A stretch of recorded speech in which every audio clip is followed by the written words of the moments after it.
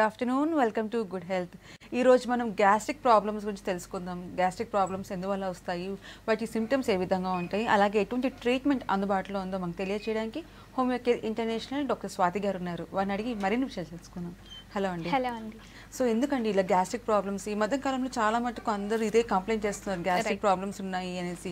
మారుతున్న food habits వల్ల కావచ్చు, లేదంటే లైఫ్ స్టైల్ వల్ల కావచ్చు. అసలు మెయిన్ రీజన్స్ ఏంటి? So first of all gastritis or gastric symptoms రావడానికి గల రీజన్స్ చూసుకుంటే కాజెస్ ఒకటి బ్యాక్టీరియల్ ఇన్ఫెక్షన్ అనే అనుకోవచ్చు. అంటే కొన్ని బ్యాక్టీరియాస్ అనేవి మనకి బాడీలో కూడా ఉంటాయి. So H pylori bacterial infection వల్ల కూడా అల్సర్స్ రావడానికి ఆస్కారం ఉంటుంది.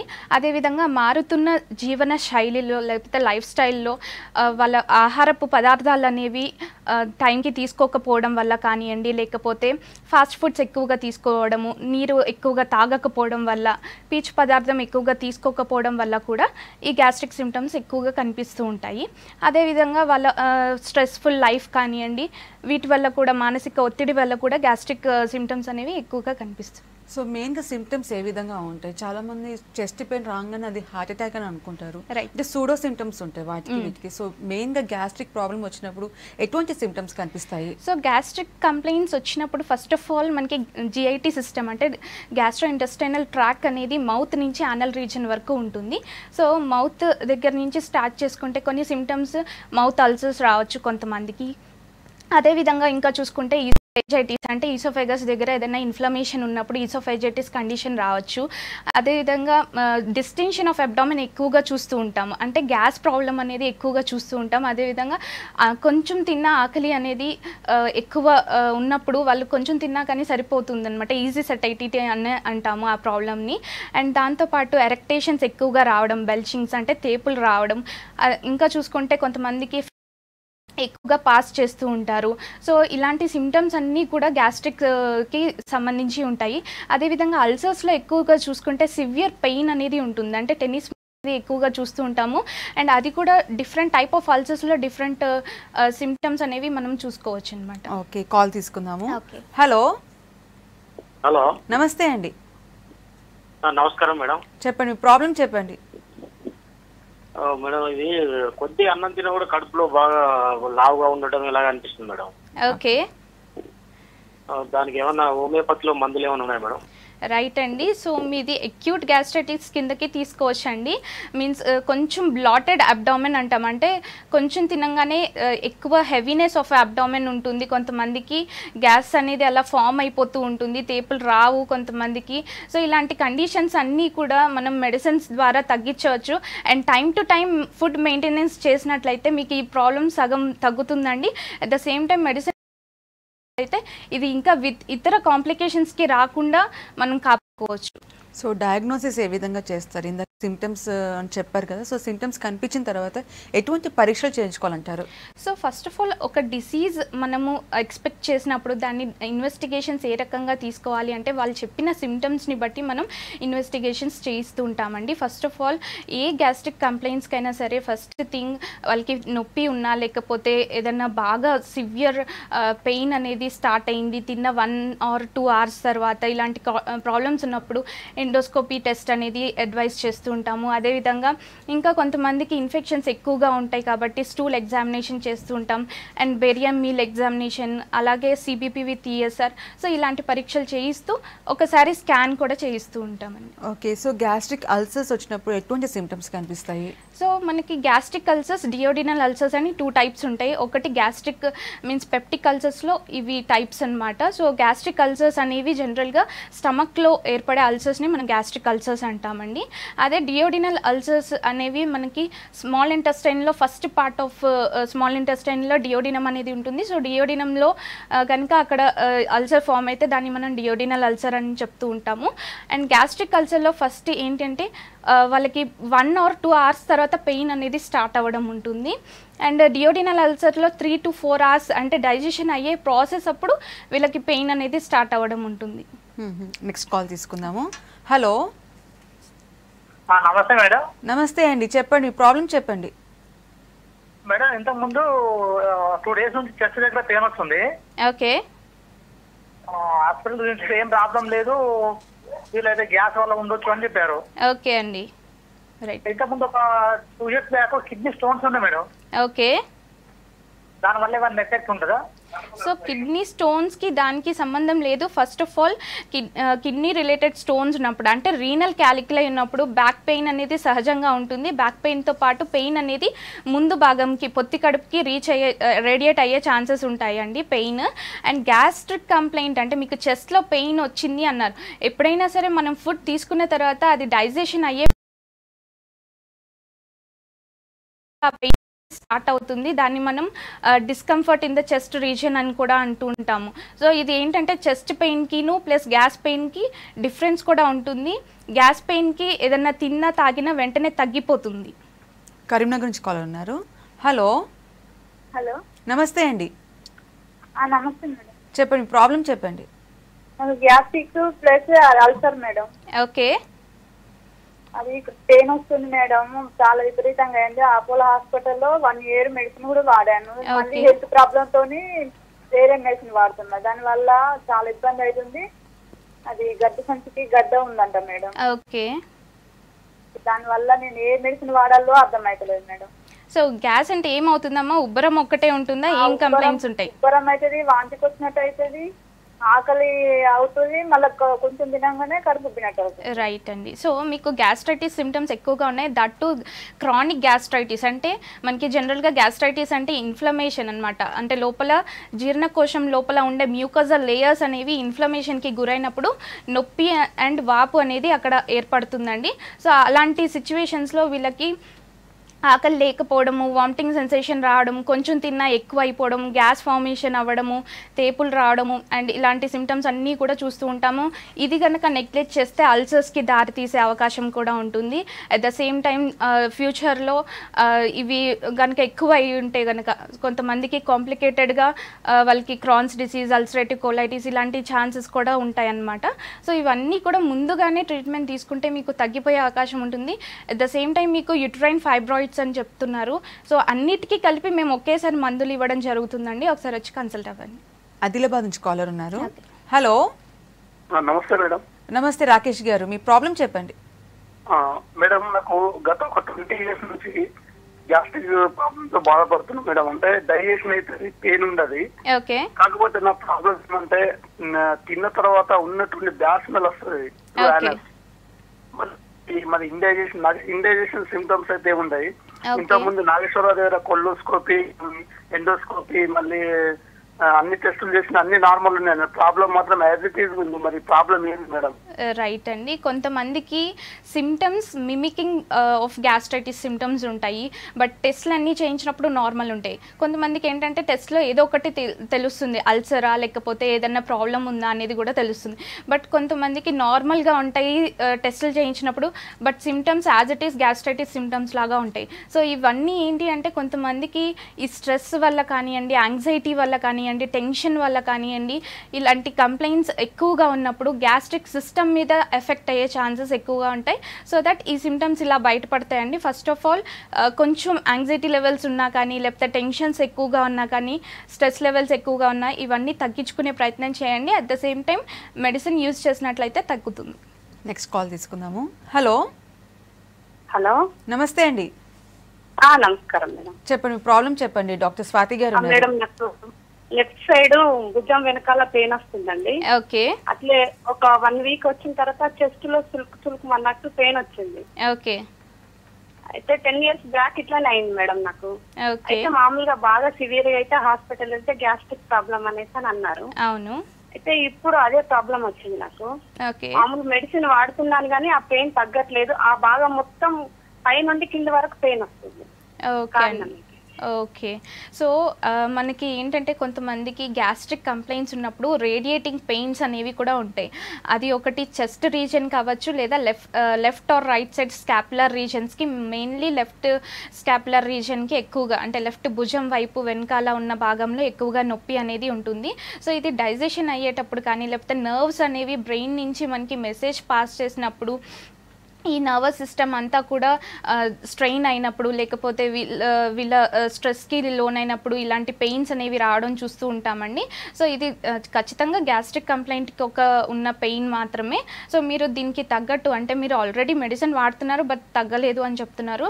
సో ఒక్కసారి వచ్చి కన్సల్ట్ అయితే మేము సరైన ట్రీట్మెంట్ అందజేస్తామండి. నల్గొండ నుంచి కాలర్ ఉన్నారు. హలో. హలో, నమస్తే అండి. నమస్తే. శ్రీనివాస్ గారు, మీ ప్రాబ్లం చెప్పండి. బాగా అది గ్యాస్ ప్రాబ్లం అవుతుంది మేడం. ఓకే. అది మోషన్ వచ్చేటప్పుడు బొడ్డు కింద నొప్పి వస్తుంది కొంచెం. ఓకే. బాగా మొన్న ఎండోస్కోపీ చేస్తే కొద్దిగా కుండలు లెక్క ఉంది, మన అల్సర్ టైప్ అని మనం చెప్పారు. ఓకే. అదే దాని గురించి అడుగుదాము. రైట్ అండి. సో మోషన్ పాస్ చేసేటప్పుడు పెయిన్ అని చెప్తున్నారు యానల్ రీజన్లో.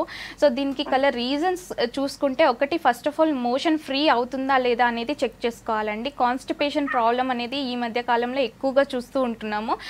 మారిన ఆహారపు అలవాట్ల వల్ల కానివ్వండి, లేదా పీచు పదార్థం తీసుకోకపోవడం వల్ల, నీరు తాగకపోవడం వల్ల ఇలాంటి ప్రాబ్లం అనేది ఫేస్ చేస్తున్నారు. దాంతోపాటు ఈ కాన్స్టిపేషన్ ఉన్నప్పుడు అనేక సమస్యలు ఎదుర్కోవాల్సిన అవసరం ఉంటుంది. లైక్ పైల్స్ కానివ్వండి, ఫిషర్ కానివ్వండి, ఫిస్టులా కానివ్వండి. సో అల్సర్ అనేది ఉంది అంటున్నారు.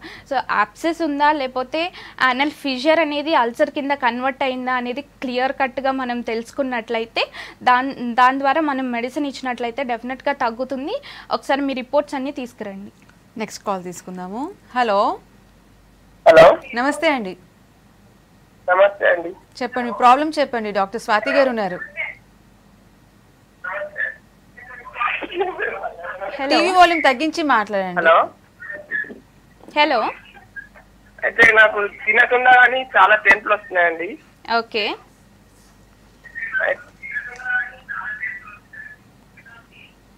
చెప్పండి, మీ సమస్య ఏంటి చెప్పండి. సో ఇలాంటి తేన్పులు వస్తున్నాయని చెప్తున్నారు. ఇది కూడా one of the symptom of gastric problem. So వాటికి ఎలా ఉంటుంది ట్రీట్మెంట్ అనేది? జనరల్గా గ్యాస్ట్రిక్ ప్రాబ్లమ్ స్టార్ట్ అయినప్పుడు మెయిన్గా చాలా మందికి తేపులు అనేవి రావడం ఉంటుంది.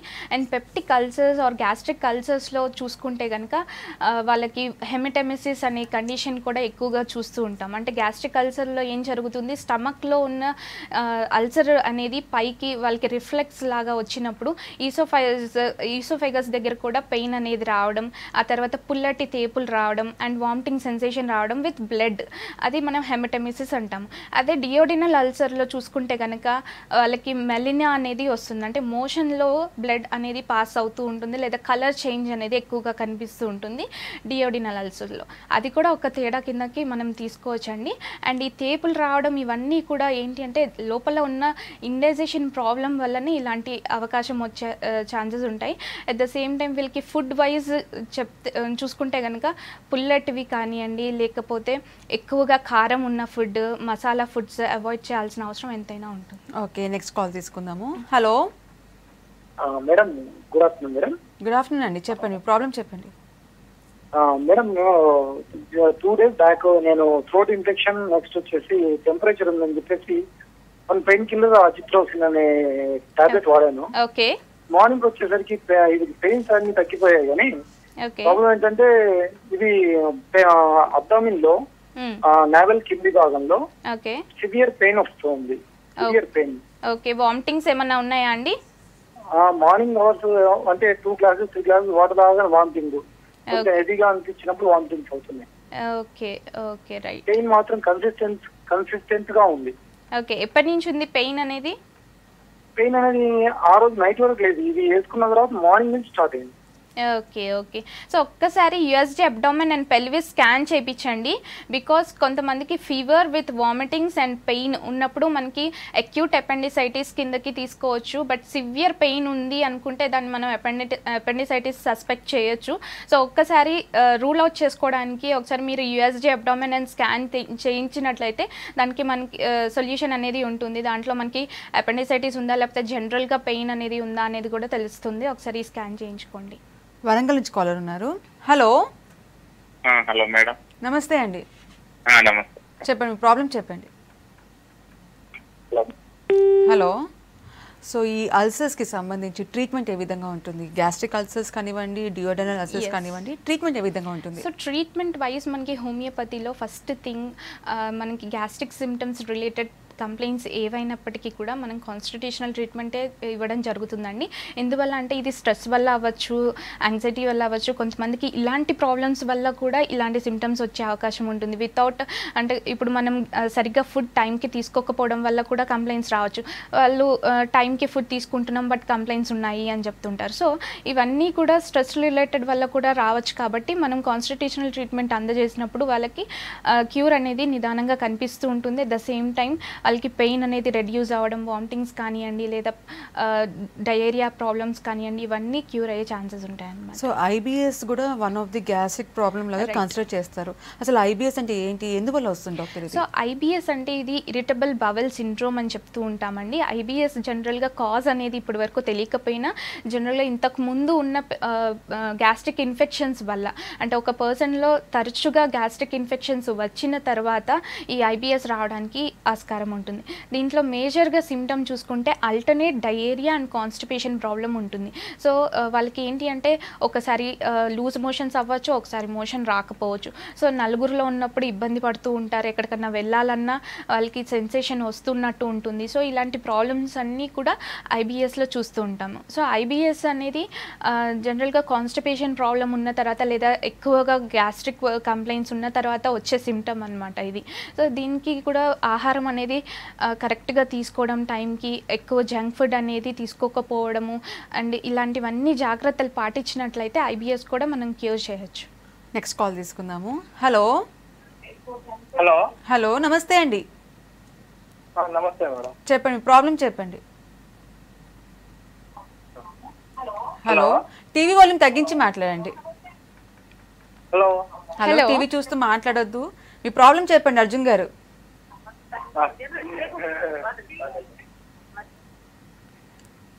హలో హలో హలో మహేష్ గారు. Hello madam. నమస్తే అండి. నమస్తే మేడం. చెప్పండి, మీ ప్రాబ్లం చెప్పండి.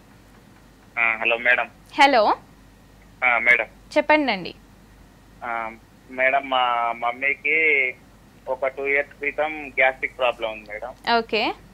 అయితే మా దగ్గర హాస్పిటల్లో చూపిస్తే చిన్న పేగుకు కొంచెం లైట్ గా పూత వచ్చిందని చెప్పారు. ఓకే. అంటే మా మమ్మీ కంటిన్యూస్ గా 2 years నుంచి టాబ్లెట్స్ వాడుతుంది కానీ ప్రాబ్లం అనేది ఇంకా కంప్లీట్ గా తక్కువ కాలేదు మేడం.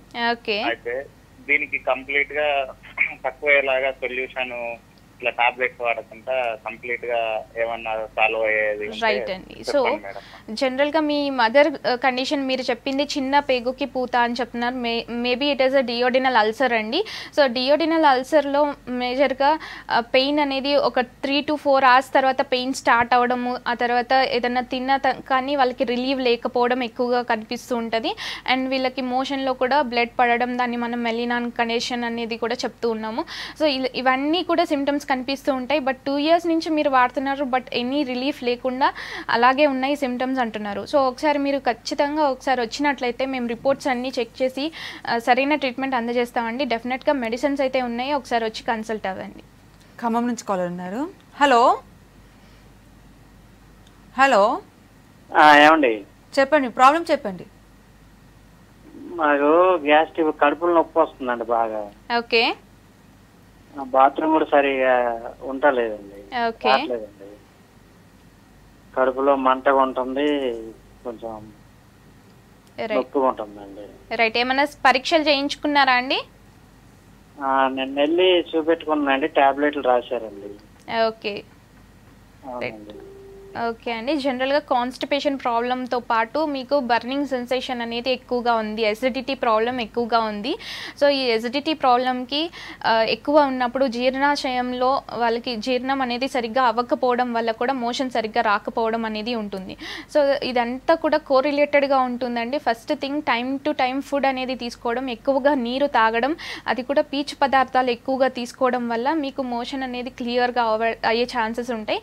సో దానికి తగ్గట్టు మీరు వాటర్ ఎక్కువగా తీసుకోవాల్సిన అవసరం ఉంటుంది. అండ్ మెడిసిన్స్ వైజ్ కొన్ని మెడిసిన్స్ మనం సజెస్ట్ చేయడం ఉంటుంది. ఆ తర్వాత కూడా తగ్గలేదు అంటే ఇన్వెస్టిగేషన్స్ కూడా చేయించి కరెక్ట్ డయాగ్నోసిస్కి వచ్చిన తర్వాత ట్రీట్మెంట్ తీసుకున్నట్లయితే విత్ ఇన్ 3 months మనకి తగ్గిపోయే అవకాశం ఉంటుంది. జనరల్గా ఐబిఎస్ సిమ్టమ్స్ ఉన్నా కూడా డయాగ్నోసిస్ కరెక్ట్గా ఉండదు అని చెప్తుంటారు. అంటే చాలా మటుకు 10-12 years అదే ప్రాబ్లంతో బాధపడుతూ ఉంటారు. సో జనరల్గా ఐబిఎస్ వచ్చిందనేసి ఎటువంటి పరీక్షలు చేయించుకోవాలంటారు? So first of all IBS వచ్చింది అని తెలియడానికి ఫస్ట్ ఆఫ్ ఆల్ డయాగ్నోసిస్ పరంగా చూసుకుంటే కనుక సిమ్టమ్స్ వైజ్ మనం ప్రాధాన్యత ఇస్తామండి. ఆ తర్వాత టెస్టులు చేయించినప్పుడు అన్నీ నార్మల్ వస్తాయి. అంటే కొలినోస్కోపీ టెస్ట్ కానివ్వండి, సిగ్మాయిడోస్కోపీ టెస్ట్, ఇలాంటి టెస్టులు అన్నీ చేయించుకున్నప్పుడు నార్మల్ వచ్చే ఛాన్సెస్ ఉంటాయన్నమాట. సో ఇది నార్మల్ వచ్చింది అంటే then we will convert into IBS condition వచ్చింది అని చెప్పేసి. బికాస్ సిమ్టమ్స్ అన్నీ కూడా అలా కనిపిస్తున్నప్పుడు we will diagnose it as IBS అనమాట. అండ్ ఒకవేళ వాళ్ళకి కొలినోస్కోపీలో ఏదైనా డిసీజెస్ అంటే క్రాన్స్ డిసీజ్, అల్సరేటివ్ అంటే ఇన్ఫ్లమేటరీ బవెల్ డిసీజెస్ ఏమన్నా ఉన్నాయంటే అవి బయటపడతాయి.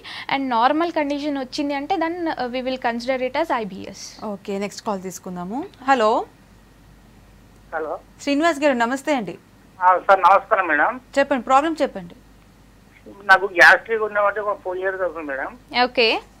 నేను ఒక ప్యాండీ టాబ్లెట్స్ వాడితేను నాకు తగ్గినట్టు అనిపిస్తుంది 1 రోజుల వరకు.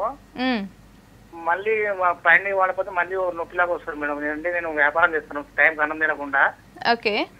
ఉన్నసరికి అది గ్యాస్ లో బాగా మంటపడుతుంది మేడం. అది బాగా ఓకే. ప్యాండీ వాడితే ఏం కదా మేడం?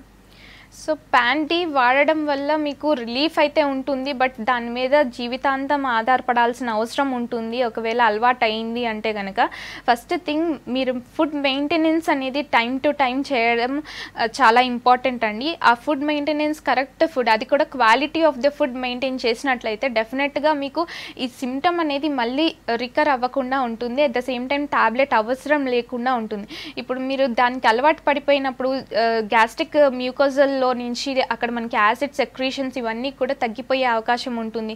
సో తర్వాత ఇంకా ప్రాబ్లం ఫేస్ చేసే అవకాశం ఉంటుందండి. సో ఇది నెగ్లెక్ట్ చేయకుండా కరెక్ట్గా ట్రీట్మెంట్ తీసుకున్నట్లయితే మీకు ఫ్యూచర్లో కూడా మళ్ళీ గ్యాస్ట్రిక్ సిమ్టమ్స్కి సంబంధించి ఆర్ గ్యాస్ట్రిక్ అల్సర్స్ ఇలాంటివి రాకుండా ఉంటాయి.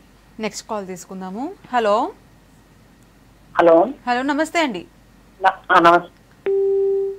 సో ట్రీట్మెంట్ ఏ విధంగా ఉంటుంది ఐబిఎస్కి సంబంధించి? సో ఐబిఎస్కి కూడా మనం జెనెటిక్ డిసీజ్ అనేది కూడా ఉంటుంది. కొంతమందికి గ్యాస్ట్రిక్ సిమ్టమ్స్ వైజ్ చూసుకుంటే ఫ్యామిలీ హిస్టరీలో రన్ అవుతుంది అంటే నెక్స్ట్ జనరేషన్కి కూడా కొంతమందికి పాస్ ఆన్ అయ్యే ఛాన్సెస్ ఉంటాయి. సో ఇవన్నీ కన్సిడర్ చేయాల్సిన అవసరం ఉంటుంది. కొంతమందికి ఆల్కహాల్, స్మోకింగ్ హ్యాబిట్స్ ఇవన్నీ ఎక్కువ ఉండడం వల్ల కూడా గ్యాస్ట్రిక్ సిమ్టమ్స్ అనేవి కనిపిస్తూ ఉంటాయి. సో ట్రీట్మెంట్ వైజ్ మనం కొన్ని డైట్ అండ్ రెస్ట్రిక్షన్స్ అనేవి చెప్తూ at the same time treatment అందజేసినప్పుడు డెఫినెట్గా వాళ్ళకి క్యూర్ అనేది విత్ ఇన్ మంత్స్లోనే ఉంటుందండి. సో డైట్ పరంగా చాలా అంటే మేజర్ రోల్ ప్లే చేస్తుంది డైట్ అనేది. ఎంతవరకు ట్రీట్మెంట్ తీసుకున్నా కూడా డైట్ కరెక్ట్గా ఫాలో అవుతూనే మంచి రిజల్ట్స్ కనిపిస్తాయి. సో ఎటువంటి డైట్ తీసుకోవాలంటారు, ఎటువంటి ఫుడ్ అవాయిడ్ చేయాలంటారు? ఫస్ట్ ఆఫ్ ఆల్ జాగ్రత్తల వైజ్ మనం చూసుకుంటే కనుక గ్యాస్ట్రిక్ సిమ్టమ్స్ ఏవైనా వచ్చినప్పుడు ఫస్ట్ థింగ్, ఎక్కువగా టీ కాఫీలు అలవాటు పడిపోయి ఉన్నారు ఇప్పుడున్న సిచ్యువేషన్లో. బట్ అవి అవాయిడ్ చేయాల్సిన అవసరం చాలా వరకు ఉంటుంది. అండ్ స్మోకింగ్ హ్యాబిట్స్ కానీ, ఆల్కహాల్ హ్యాబిట్స్ కానీ ఇవి ఏవైనా ఉంటే ఇవి కూడా అవాయిడ్ చేయాల్సిన అవసరం ఉంటుంది. అండ్ ఫుడ్ వైజ్ కూడా కొంతమంది చాలా ఎక్కువగా చల్లగా ఉన్నప్పుడు తింటూ ఉంటారు, లేదా చాలా ఎక్కువగా హీట్గా ఉన్నప్పుడు తింటూ ఉంటారు. సో అలాంటిది కూడా ఎక్స్ట్రీమిటీస్ అనేవి చేయకూడదు. ఓన్లీ నార్మల్ టెంపరేచర్లో ఉన్న ఫుడ్ మట్టుకే తీసుకోవాలి. అండ్ చాక్లెట్స్, ఐస్ క్రీమ్స్ ఇలాంటివి కూడా అవాయిడ్ చేయాల్సిన అవసరం ఉంటుందన్నమాట. కొంతమందికి ఇరిటేషన్ అనేది ఉంటుంది. కొన్ని మిల్క్ ప్రోడక్ట్స్ వల్ల కూడా కొంతమందికి ఇరిటేషన్స్ రావచ్చు. అండ్ ఇంకా చూసుకుంటే బ్లాండ్ డైట్ అనేది తీసుకోవాల్సిన అవసరం ఉంటుంది. ఎక్కువగా పీచు పదార్థాలు తీసుకోవడము, ఫైబర్ అండ్ వాటర్ ఇంటేక్ ఎక్కువగా తీసుకోవడము, ఇలా తీసుకోవడం వల్ల వాళ్ళకి జీర్ణాశయం అనేది స్మూత్గా వెళ్ళిపోవడం అండ్ సిమ్టమ్స్ అనేవి రాకుండా ఉండే అవకాశం ఎక్కువగా ఉంటుంది.